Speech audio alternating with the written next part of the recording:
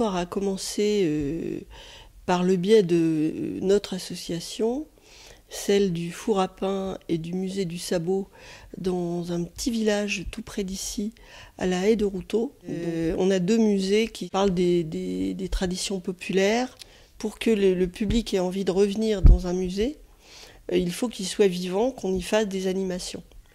Ces animations, moi j'ai eu envie de les faire au début, parce que bon, je m'intéresse depuis longtemps à l'histoire de l'alimentation et aux plantes sauvages comestibles. Et je me suis dit, pourquoi pas faire vivre le musée en y faisant des animations, évoquer la vie traditionnelle quotidienne d'autrefois dans un petit village rural. Et donc j'ai fait de la cuisine à l'âtre pour montrer aux visiteurs que dans une cheminée, on fait beaucoup plus que des grillades.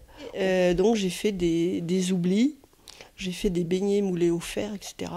Et puis un jour, je me suis rappelé d'une vieille grand-tante à moi que j'avais à peine connue, qui mangeait de la soupe d'ortie et qui se frictionnait aux orties pour éliminer ses rhumatismes. Et je me suis dit, allez, on va piquer la curiosité des visiteurs, on va leur faire de la soupe d'ortie. J'ai fait goûter ma soupe d'ortie, et ce jour-là, il y avait un des visiteurs qui, on dit en normand, on dit toupiner, c'est-à-dire qui tournicotait en attendant que tout le monde soit sorti pour me parler.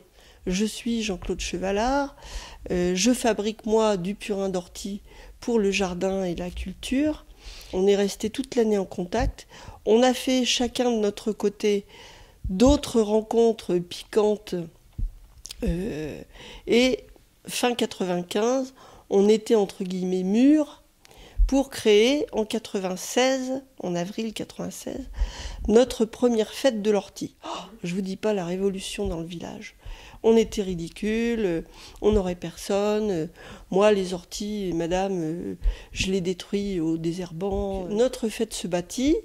On a été relayé admirablement par un jardinier qui était vraiment très médiatique, qui s'appelle Michel Lys, et qui à l'époque avait des chroniques radio sur le jardin et des chroniques papier dans beaucoup de revues de jardinage.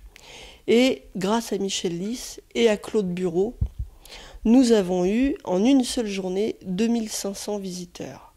Cette première fête de l'ortie nous a permis de créer la confrérie du même nom, donc des Amis de l'Ortie, qui actuellement rassemble à peu près 300 confrères et consoeurs et à peu près 500 membres dans toute la France. Chaque année, on fait notre festival de l'ortie qui, jusqu'à 1999, s'est appelé Hortifolie.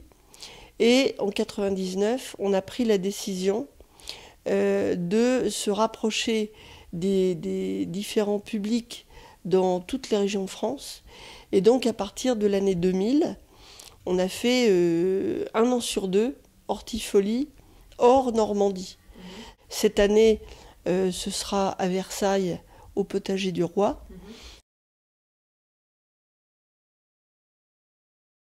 Nous qui sommes dans une région où se concentrent beaucoup d'usines type Céveso, en fait, on a encore du progrès à faire et c'est pas le moment de baisser les bras. On est en train de mettre au point justement pour la future chaumière aux orties qui va être créée en 2011, on est en train de mettre sur pied un protocole avec l'employé communal qui s'occupe donc des travaux chez nous pour qu'on n'ait pas de problème d'usage des produits chimiques. Et on essaie de faire école, mais faut bien savoir qu'on est, encore une fois, on n'est pas prophète dans son pays. La municipalité du village est pour. Il y a une formation à faire et puis je ne suis pas inquiète. Ça, c'est prévu dans les actions, recevoir des écoles ou aller dans les écoles pour parler de tout ça. Et on va faire un jardin.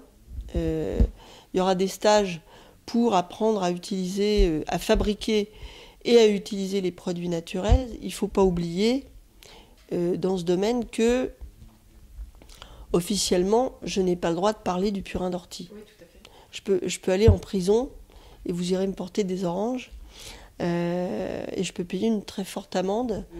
Ça fait partie des préparations naturelles peu préoccupantes, avec des guillemets, mais alors ça préoccupe un nombre incalculable de gens, notamment les grosses firmes qui fabriquent les désherbants extrêmement connus.